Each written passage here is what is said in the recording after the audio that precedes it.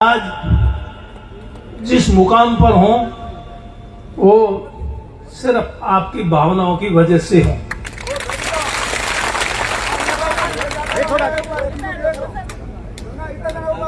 अगर आप लोग साथ नहीं देते तो आज जिस मुकाम पर हूं, जिस स्थिति में हूं, ये कभी संभव नहीं हो पाता। ये जो संभव हुआ है वो आप बुरा माना नहीं कि इस देव तुल्य जनता की वजह से हुआ है। मुझे इस बात का पूरा एहसास है। मैं इस बात को भूला नहीं हूं। आप लोगों ने मुझे यहां से 6 बार विधायक चुना।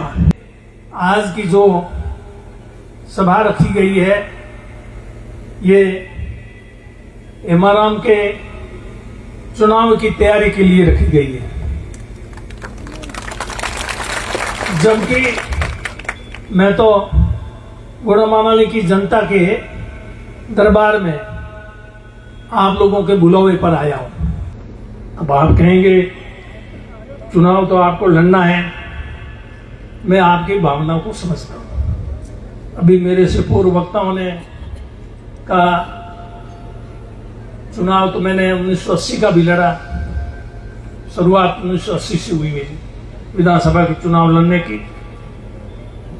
उस समय भी मैं गुड़ामानाली से विधानसभा का चुनाव नहीं लड़ना चाहता था। ये बात सबको पता है। सही हो तो मेरी बात पे विश्वास करना, नहीं तो मेरी बात पे कभी विश्वास नहीं। और टिकट घोषित होने के बाद मैं जयपुर तो गया चुनाव लड़ने के लिए, इनकार करने के लिए चुनाव लड़ने से। लेकिन पार्टी का आदेश था कि अब टिकट बदल नहीं सकता, दूसरे को देंगे नहीं, चुनाव आपको ही लड़ना पड़ेगा। चुनाव लड़ा। ये है कि मैंने चुनाव लड़ने से मना कर दिया। ये तो सही है कि यही बनावटी है, ये बनावटी नहीं है।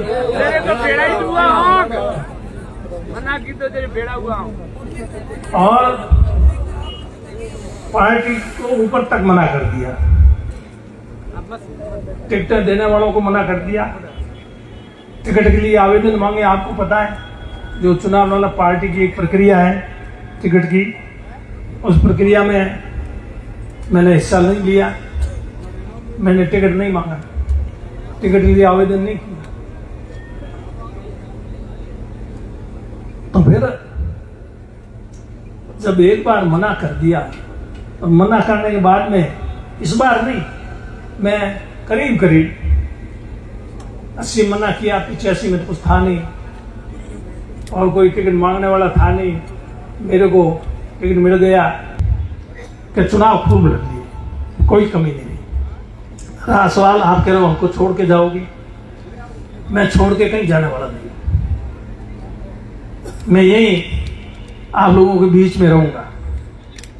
पहले तो जयपुर जाना पड़ता था मंत्री होने के लिए, और पूरे राजस्थान को देखना पड़ता था। कितना मेरे ऊपर काम का बोझ था। मैं उस सारे काम के बोझ से अगर मुक्त हो जाऊंगा तो फिर आप लोगों के बीच में ही रहना और मेरे को करना क्या है 24 ही घंटे। रहा सवाल कामकाज की बात, काम क्या चाहते हो? काम काफी हो गए, बाकी रह गए। मैं तो सोचता था और भी बहुत सारे काम, अभी चुनीलाल जी कह रहे थे काम करवाने में कितनी दिक्कत आती है वो मैं जानता हूं। मेरे साथ रहते हैं वो लोग जानते हैं, जो 24 घंटों मेरे साथ रहते हैं वो जानते हैं। मैं मेरे जो 24 घंटे साथ रहते हैं उनको भी आज लेके आया। मैंने कहा आप भी कुछ बताना तो सही, मेरी स्थिति क्या है। आप लोग सोचते हैं कि बाबा जी धुनी तापो, कि बाबा जी की काया ने पूछो कि धुनी कड़ी ताप रही आओ। जो काया ही बता सकती है, मेरी काया ही बता सकती है कि मैं ठीक इस पद पे रहते हुए आराम की जिंदगी जी रहा हूं या टेंशन में हूं, तनाव में। अब आप कहोगे तनाव में तो फिर इसमें क्यों पढ़ते हो? आज से इसीलिए तो मैं कह रहा हूं मुझे तनाव से मुक्ति दिलाओ। आप लोगों से इस तनाव से मुक्ति चाहता हूं। बात आप, मैंने कहा ना, आप किस बात की चिंता करते, क्यों चिंता करते, मुझे समझ में नहीं है। किसी का भी राज बने, कोई एमएलए बने, आप लोग बनाओगे वो एमएलए बनेगा।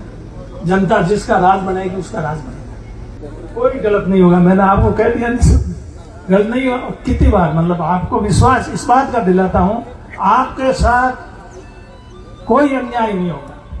आपके कोई कुछ नहीं बिगाड़ सकता। आपके कोई कुछ बिगाड़ने की कोशिश करेगा तो पहले हमारा में आएगा। सुनो, आप कह रहे हो ना आप प्रसादी ले लोगे, आप अगर मेरी बात में सहमति आपने नहीं प्रकट की नहीं तो मैं अन्न पानी त्याग दूंगा। बोलो फिर क्या करोगे? त्याग दूंगा मेरा।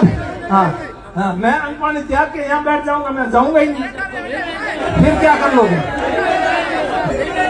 चलो यही रखो, यही मंजूर। चलो कि कौन मानता है खुद।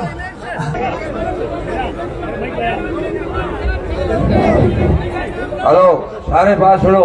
हेमराम जी आप बात सुनो। राजाराम जी ने घोड़े मलारी हम जो कार्यकर्ता हैं उनको बार बार कह दिया पार्टी टिकट, पहले तो पार्टी टिकट दे, उसके बाद में उम्मीदवार की बात। अभी तो अपन उम्मीदवार की बात कर रहे हैं टिकट से पहले। ये बात ठीक नहीं है, क्योंकि अब पता नहीं क्या पता टिकट मेरे को मिले, राजाराम जी मिले और किसी को मिल जाए। राजनीति का मामला अलग तरह का है, ये नहीं करना। मेहरबानी का प्रसादी ले लो, बाबू भगवान ईश्वर सब ठीक करे। और मेरे कहीं हाथ में फैसला ईश्वर के हाथ में, ईश्वर हमेशा अच्छा करेगा।